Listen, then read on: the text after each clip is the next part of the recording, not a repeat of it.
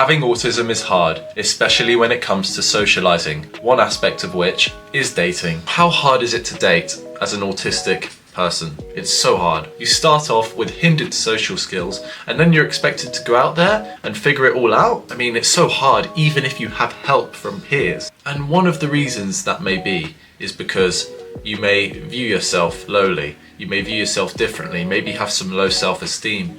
But trust me, it doesn't have to be that way. Learning to love another person involves learning to love yourself first, and that can be hard for people with autism, people with flaws they view as major and a hindrance to their lives. In this video, I will explain how you can overcome this using some of my own experience and knowledge on the subject. So let's start with the bigger picture and work our way inwards. I want you to start with thinking about overthinking. And please, don't overthink this. I know, that's kind of ironic. But hey, relationships is all about feelings, emotions, and going with the flow. And this has actually always been my biggest setback. Overthinking in a dating context is when you think about the future.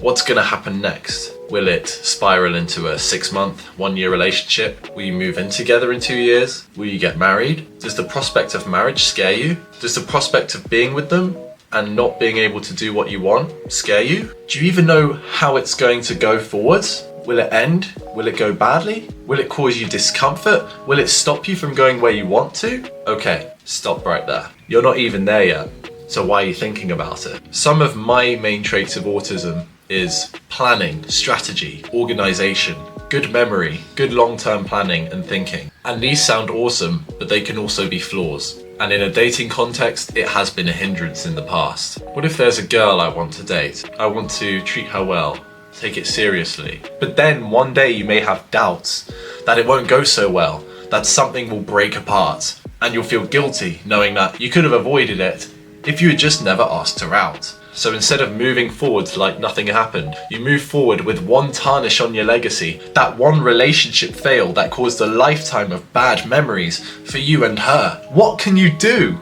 It's so stressful knowing that these actions have long-term repercussions and consequences. And I thought, how can I avoid that? And the answer is, you can't. You see, how many relationships do people have? Especially in a culture like the UK's. Many. So why would one matter? I realised that yes, maybe an excessively long list of bad relationships may affect a person more permanently and may further damage their ability to have a healthy relationship. But if I'm in the boyfriend position, how could I hurt her that much? Well, obviously you always treat a person with respect. And if you do this and you're a good, caring boyfriend and you have your reasons to break up with her, that's natural. It's not your fault if behaviours she had previously before she got into you are now haunting her now that you've broken up. Now this is complicated stuff, I know, but as long as nothing traumatic has happened in the relationship of which you are the perpetrator, then the way you both deal with the breakup afterwards is a reflection of your entire life experiences. Your relationships with your parents when you were children determine your attachment style. So there are 3 dating attachment styles: secure, anxious, and distant. And I believe there's a 4th one now, but these 3 are secure.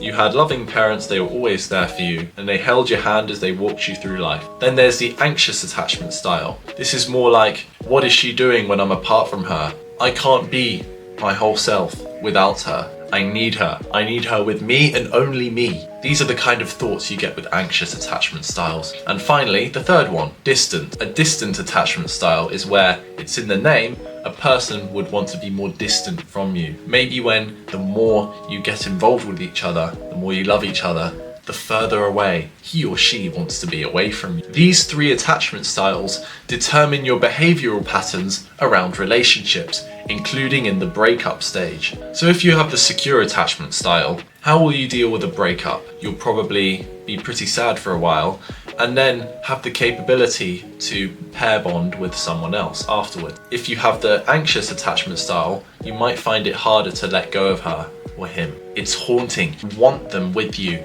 and you just can't have that anymore. So you have to deal with that fact and move on, but it may be a lot harder for you. And the distant attachment style. With the distant attachment style, I don't really know what happens when you break up, but I imagine that when you break up from a distantly attached person, they feel loved and secure when they are apart from you. So maybe in a reverse psychological aspect, they may want to come closer to you. I don't know. But what I'm saying is that your attachment style determines your behavior within the relationship and after the relationship, even building up to the relationship. And I always thought of the worst outcomes. Maybe I was using a bit of the anxious attachment style in my line of thinking when I thought about the future crumbling apart with a person and I wasn't secure enough. I don't know, it's complicated when you have autism. But considering my upbringing and the love I received, my parents didn't send me away anywhere, I was always with them, but I also had my times with other people. It was a healthy balance and reflective of a secure attachment style. Remembering, researching and learning about your attachment style can help you in times when you are moving forwards in life through a breakup. These may be heartbreaking, but you'll move on eventually.